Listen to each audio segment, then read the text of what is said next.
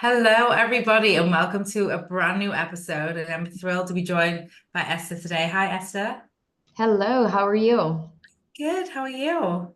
Good, thank you. Thank you so much for having me today. Yeah, I'm so thrilled you can be here. Why don't you tell everyone like a little bit about you before we get into what we're talking about today, which I think is a very relevant and becoming more relevant topic. Of course, my name is Ester Gramegna. I am the head of HR in an insurance company based in the UK. However, I do have, I'm actually from Italy, born and raised there, moved in the US in 2015 to study psychology. In fact, I'm a counselor. However, it's been over like 7 years that I'm working in HR, and at the moment supporting the team with the growth of the US operations. So I'm very involved with all the people aspect of the business. So yeah, that's a little bit about me.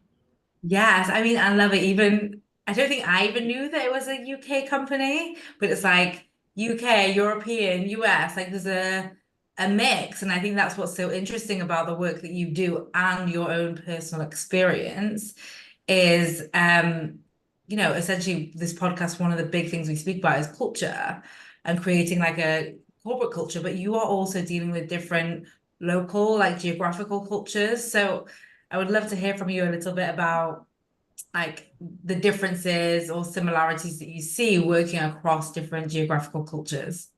Yes, yes. Thank you so much. That's a great question. Well, it is, I've been, even on my previous experience, I've been always involved working with global organization.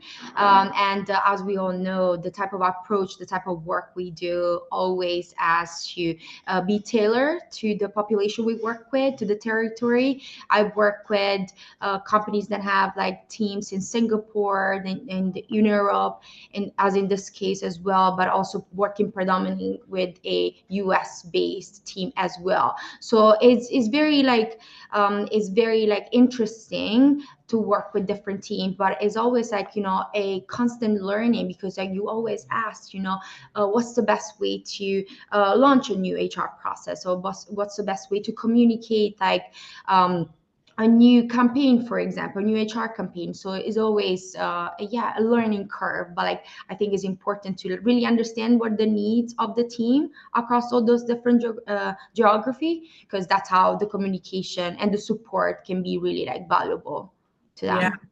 And even listening to you, I'm like, I don't think culture is ever fixed, right? So that ability to, or that willingness to have conversation and create dialogue rather than being like, this is what I know and this is what it is. So this is how I'm going to do it because this is how we did it 5 years ago. I think that's a really powerful thing that you shared too. So everyone knows by now that you and I have a chat before this. So we chatted a few weeks ago. And one of the things that we spoke about was actually, and it's quite timely for when we're recording this, even though this will come out probably in 2 months, um, was around vacations and taking vacations and how we can encourage people to do so, Yeah. especially with the local. Sorry, I should have tied it back into what we were just speaking about, especially with like having different cultural norms around taking time off. Yeah, that's yes, that's exactly what we're talking about like a few weeks ago, because like there is a big difference between how employees teams like really like um understand and receive vacation and taking time off. There is this like vacation guilt going around, especially when it comes in really really like teams when they are, especially in the US. Instead, I see that it's like the vacation guilt is not really present in the European population. Is actually there is that like really like support for taking time off and taking time to recharge, because like one of the biggest topic then always comes out is the burnout. How do we really like overcome it? How do we support our team to cope with burnout? Because as we know, there isn't like an approach that fits for all kind of thing. Is always needs to be tailored to the individual you have in front of you, to the team you have in front of you, and to also company dynamics. So this like vacation guilt that we will see more predominantly in like US corporations, for example, is so important to work with and try to understand that it shouldn't be a vacation guilt, because everybody should be able to take time off and not feel guilty about it, so they can be more productive, feel more supported, and be also happy to be part of organization that actually like makes their well-being a priority. Yes, because I think there's more and more evidence coming out about this. Like our well-being is directly related to our productivity. So these things actually complement each other. And interestingly, I just thought of this, it's good timing for us to record because I had a friend move back to the UK and move careers.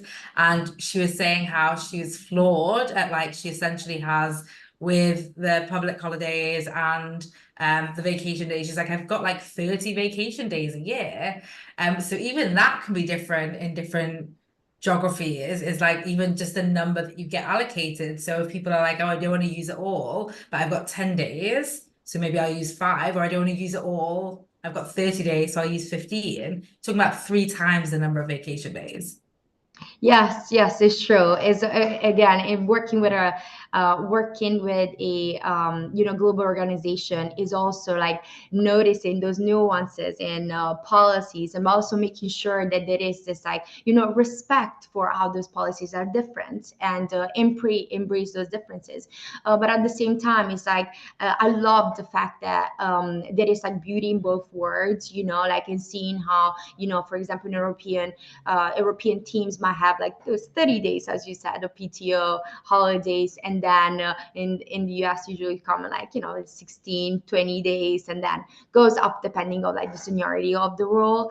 However, like is also important to help employees not feel guilty of taking time off, and say, okay, you have 10 days left, yeah, take them as much as when you need them. And also like trying to not ask all the time why somebody's taking time off, because like I've been seeing around a lot of like individuals, or like partners, or like friends of mine that work in different companies, that like they always have to justify why are they taking time off. And I think like as a supportive organization, we should not even, we don't have to know, like they're taking time off, and we should respect that they need to take that time and spend it however they think they should.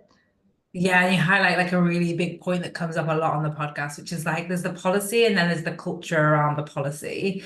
And those two things are both important. I think a lot of organizations fall back on, I did an episode with someone specifically on taking time off. A lot of organizations fall back on, well, we said you can have unlimited time off. Well, okay, but what's the culture you've created to do so? I think that's interesting. How would you say like we could encourage individuals to, use some of their time off, if not all of it, if they're in a culture that doesn't support it?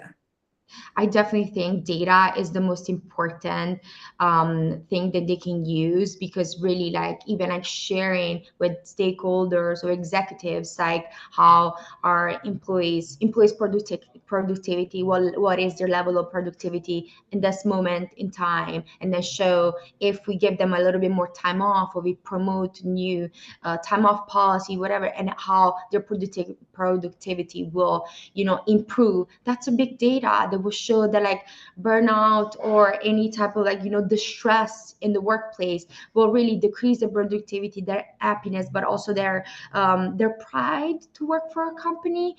So I think data is what really helped the decision makers really like make some change, but also in the other end, for employees or individuals are there to see, wow, those data are concerning. What can we do about it? Or if there isn't an actual policy, maybe like talk to a decision maker or to the HR team or to somebody that they trust, to see if there is anything around them that they can change to feel better. Because again, data are the only thing we can actually use to monitor if there is any progress or not. And again, if we make any changes, we will also like will also help us identify our level of productivity and then do something about it before it's too late.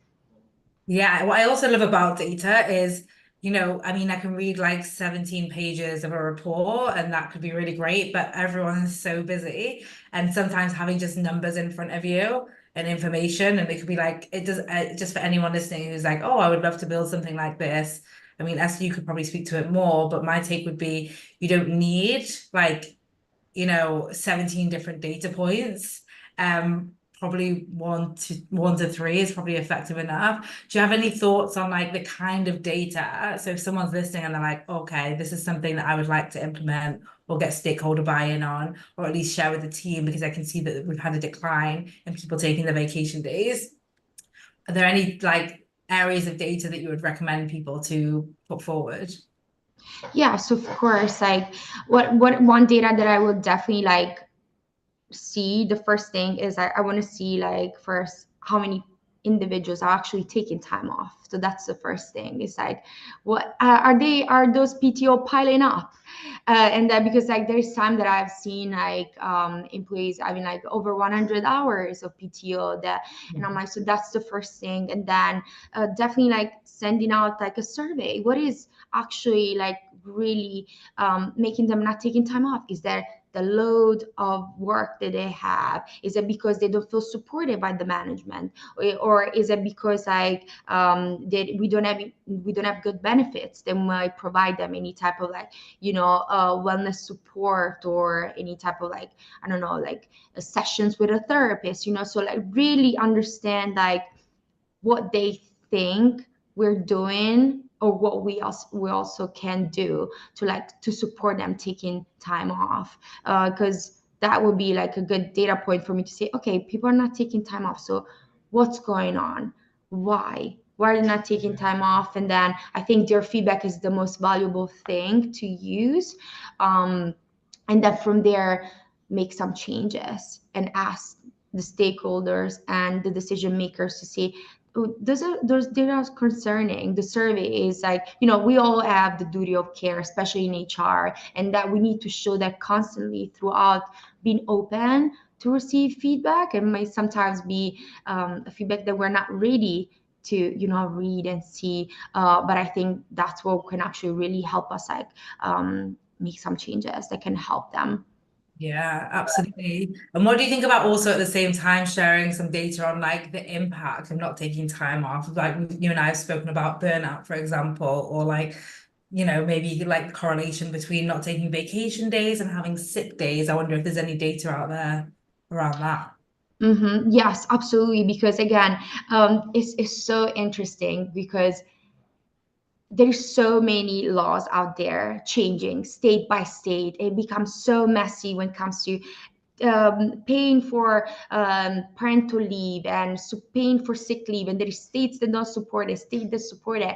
That's the thing.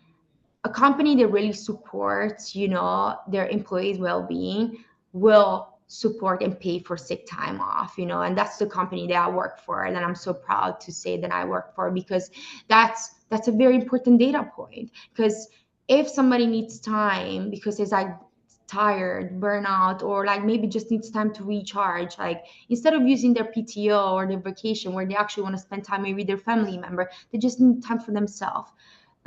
Sick leave can mean many things, but also can mean also like, oh, I just need time to just turn Mm, off my laptop because I'm feeling overwhelmed, And again, Vicky, there's so many ways a company can really show care. It doesn't have to come just from the HR team. I think it comes also from a manager.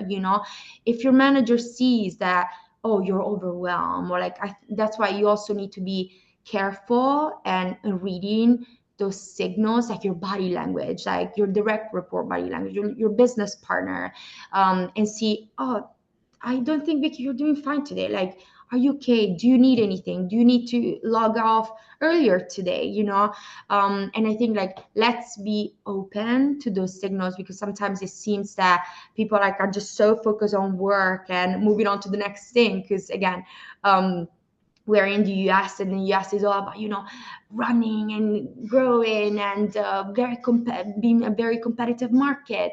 It's incredible, all that. However, if you're not feeling well and supported and recharged, we won't be able to run as fast as we want to run. Yes, and if we force ourselves to, then we might actually break down, right? And Exactly. walk even. Yeah. Um, so interesting. And I loved how you spoke about the US and then really enjoying like, the competitiveness and the inspiration and like the learning and the willingness to move and implement. I know that was something you and I spoke about. And then on the flip side, so it's kind of like, I think you and I touched on this. I think different markets have things to learn from each other. So maybe that's something we can learn from the US is how to move fast and how to accelerate and how to grow. What do you think the US could learn from, say, Europe? Yes, I definitely think the respect of time off, the respect of really nurturing that, okay, I'm recharging. This is my recharging time. This is my self-care week, okay? Please don't expect me to answer your call. Like, even though like we're always like trying to like always be, aware of what's happening even when we are on holiday, I think is great to see that, okay, they're taking time off. Please let them enjoy it. Let's try to get things done while my business partner is on leave, and it shows again respect, commitment to their well-being, because they will do the same thing with us. So that's definitely something that I think we should learn or be open to learn. Yes, yes, absolutely. I also think about it. Actually, someone that I've had on the podcast posted on LinkedIn this week around, interruptions while you're on vacation. And he was saying that he takes his work phone with and his partner doesn't. So it's like, how also, I think, so there's the company culture, there's the local culture, and then there's almost like the internal self culture of like what we expect from ourselves, the norms that we create for ourselves. Sure. And I know a lot of people we speak to and support are like, the company has said like, I don't need to be available, but I want to be available. So I also think there's something there on the individual level. What do you think? It's such a great point, because culture becomes part of us. It is part of us, but also if it's not what is like what we were born with. For example, like I have an European heritage, and I know how to slow down and nurture that. Like I'm gonna pause from like 3 to 4. I don't do it anymore. Because since I moved to the US, now I'm like up and running to the next thing. However, like I know that is so important to like I see that when you come and, for example, since I moved to the US now, I forgot what that means to sleep, take a nap after lunch, for example, and recharge and then go to work later at 5, because now since 2015, like I adopted the US culture, because now it represents who I am today and the professional I am today. But then back in the day when I was back in Italy, and I was there, I was adopting the Italian culture, where it's like slow down, it's very slow, still efficient in some ways, but it's different, at their own pace. So yeah, it does becomes like it becomes like part of you, because I see that now if my friend or my friend that works like also in HR in Italy, she'll say, "Oh, we're going home at 3 p.m. whatever. We're gonna go and rest." And I'm like, "Really?" I actually this time I don't even take a break because I am moving to the next meeting, for example. And that's again, that's nothing. The beauty here is that's nothing like bad about one approach or the other one. They are both incredible in different ways, because again, like the US side is that dynamic of like growing and moving quickly to the next thing, and that's the European side that I've seen. This is based on my experience. I'm not using any other person. This is solely my experience. It's also beautiful because it actually gives you a chance to have a reality check and say, I think you have to slow down, because I think it's too much. Like having 7, 8, 9 meetings a day, maybe you should slow down instead of like packing your day, like scatter your day in a better way to be more productive, because again, it's so easy to tell other people what to not do, what to stay away, but then we forget to remind ourselves. So yeah. Yeah, we had a client based in the US, and we were working with the women in the leadership team. And a lot of them were saying like they had so many meetings, they weren't going up to go do a wee like in the middle of the day. It was like just like cross their legs and just like get through the work and like meeting to meeting to meeting and like in between the emails and in between it their work. And it was just like forget like obviously I'm not leaving the desk to go to eat. Like that's obvious. But I even like I'm like, oh, like it's only when and if they had kids that they had to leave at a certain time and pick up, it's like it's only when I stand up to pick up my kids, I'm like, oh, like I've not even drank water, I've not even like been to the bathroom. So just hearing you speak, I do think there's so much that we can learn from each other. And I wonder what it's like at a global organization if you are able to kind of marry the lessons from both, or if it still ends up very regional. What's your experience? To be honest, is been an incredible experience where actually merges Mm. very well when you have stakeholders that actually support the merger of values, expectation, really like you and also there is the respect that for each culture that is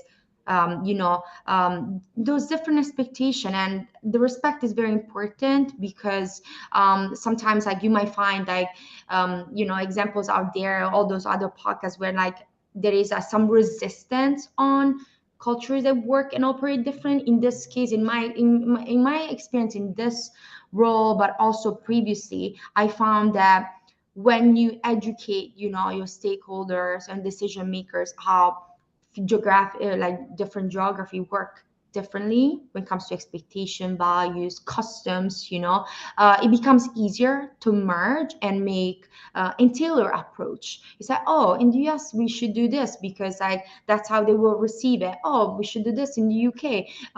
Yes, it becomes very easy when you teach, you educate, and when there is this like formal like respect when it comes to like, okay, that's a different approach. Can we integrate that? I think that's what really helped merge. Well, it works fine. It's just like again, when you don't know something, say, oh guys, like I don't know, like what's going on in the UK? How would you guys how would you guys will approach this? And they tell us it's like a constant learning from each other. Like that's why like it's so great to work in a centralized way where like you really like cooperate and partner in many different ways. Yes, I love that word like partner because I think it's and there's a few things that you said around HR. I also loved earlier how you spoke about like when we were speaking about burnout and involving the managers because one of the other themes that's come up on this podcast previously is the idea that like it's not HR separate to everyone. It's HR like it's like all the touch points and all the like what you're speaking about here with the conversation and the communication, and this is how you actually optimize the HR function and ensure that you're actually supporting people in what they want support on and in an effective way, essentially. Exactly. That's such a good point because again, like everybody knows HR is supposed to have inside their duty of care and show that every single day. However, everyone should have that duty of care, me to my business partner, me to a manager, or manager to their own direct report, to the like shareholders, stakeholders, executives. Like everyone should care about each other because like we work as a team. If someone in the team is burnout, if somebody in the team is struggling, we won't go fast or as fast as we want. So if everybody cares and everybody respects those like nuances, and again, nuances make us unique, make us beautiful the way we are, that's how we'll be an incredible, and like you become unstoppable as a team, as an organization, as a manager, as a leader, like yeah, just constant learning and being open to change as well. So how do you build a culture that where people are open to change? Because like by design, our brains, how we evolved, are resistant to change and are resistant to the unknown and do love to do things the way we've always done it. So can you share a little bit about ways in which you either personally or through career examples have like created a culture that's more open to change? Of course. Yeah, definitely. Yes, change is always tough for everyone, for all of us, or whether like definitely data has helped decision makers always, and the majority of the time, do something about it. And again, there has to be some care involved. There has to be openness to change, and also they have to have that like willingness to work hard, because if you want to change, you have to put a lot of work and slow down on some other things you were focused on, put that on pause, and then focus on the actual problem you have right now. So you have the data and you make a change, such as like they can be like, okay, let's discuss the values of the company. Let's discuss like, what employees would like to see more of, like what they actually think is not actually supporting them. So that's how I see change, looking at the data. If there is something that's concerning, do something about it. However, using their own feedback, like instead of waiting for like manager to make their decision to what change looks like, cooperate to identify what change looks like for everyone across the majority of the level, if not all of the levels across the organization. Yeah, I'm really hearing like the same like common strategy with you that I think is so effective, and it's so great to see you apply it in different ways, which is like providing data, communication, and conversation and collaboration. I'll even add like just add another one in there. But that's what I'm hearing. If like anyone's going to take anything away from this, if you want to affect change, if you want to promote like, positive learning across cultures or across different teams, because also teams can have different cultures, right? Like internally, and norms, then this is what this is kind of your 4-step process. It's like gather the data, start a conversation, communicate the data, communicate findings from those conversations, communicate with stakeholders, and then collaborate on how you start to implement those changes. And then you probably go back to gathering data. You probably like, is that right? Yes, it is. It is exactly. And but the key here is cooperation across all levels of the organization, because like we see a lot of like companies out there really like having the decision makers making the decision about what change looks like. Instead, I think here is having everyone cooperate to and identify what change is going to look like, because again, we all work as a team, so and everybody has a specific function throughout the organization, and I think everybody is important, honestly. Yeah. Well, I think the fact that you think that is what generates a very special culture where people do want to engage with things like surveys and provide the data, because it's like a win, it's like you both thinking like, what's the phrase? Like a chicken and egg, where I think some people are like, we can't get the survey respondents. Okay, but if you like made people feel valuable to begin with, that their opinion is valued, that they're going to be heard, because if you don't, then they're not going to, engage in the ways that you want them to. So just here, Exactly. I feel like that's probably something that you're great at. So thank you. Of course. Um, okay, we're gonna close up. Is there any like final thing that you want to share with anyone that maybe we've not got to today around the topics that we've spoken about, or anything that you want people to take away? No, I think we covered everything. I think it's like very important to really like take time to think about where we are today, and really like try to slow down, because like sometimes like moving fast is not always a solution. I think like slowing down will give us really a chance to recharge, reassess, be more productive, and again, and I think we'll be able to run faster later on. So I think that's how I want to close it. Yeah, I heard this thing where someone was like, if you run really fast, sometimes you're running in the wrong direction. And then it's like you've got a far distance to get back. So that's exactly what that makes me think of. Thank you so much for being here. And for anyone listening, if you want to connect with Esther, her LinkedIn will be in the show notes. You can ask any questions about anything that's come up today, or advice or anything. She's very generously said so. If you are listening and you want to put someone else forward for the podcast that you think would make an amazing guest, you want to put yourself forward, the link to do so will be in the show notes, and of course the link to connect with me too. Thank you for being here, thank you for listening, and have a wonderful week. Thank you, Vicky. Thank you so much for having me. Have a great weekend.